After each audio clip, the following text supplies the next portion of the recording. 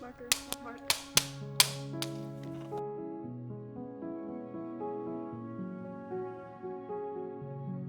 The world often rejects God, and we see that in the corruption of the world and the fall of sin. And so often, it's almost an encouragement when the world is fighting against you for the things that glorify God. And so, we look at the life of Jesus. He lived a life that didn't fit in with the cultural norm of what was going on at the time. And so we see that as Jesus walked throughout his life, he was persecuted for the way that he lived. And so if we are to live like Jesus, the world is also probably going to persecute us. I was in a football team this year for my freshman group, and sometimes they will act inappropriate and say the wrong things. And at one point I was kind of saying other things that they have said before because I thought it was funny and was actually joining in on it, and I saw that was wrong. And so I tried then to do better. So I've been trying not to join in with what they say and more just what the Lord calls me to do and what I know is right.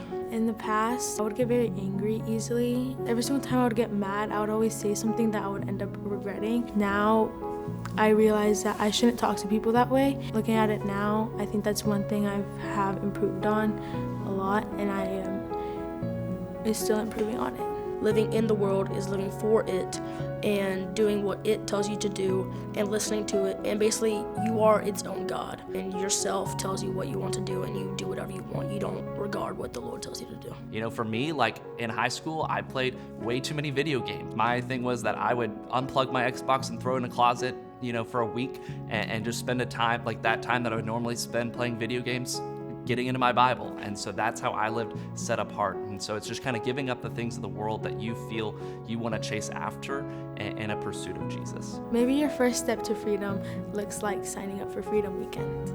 Freedom can look like surrendering temporary desires for God's better eternal plan. Invite a friend. I hope to see you there. Thank you. Bye. Thank you.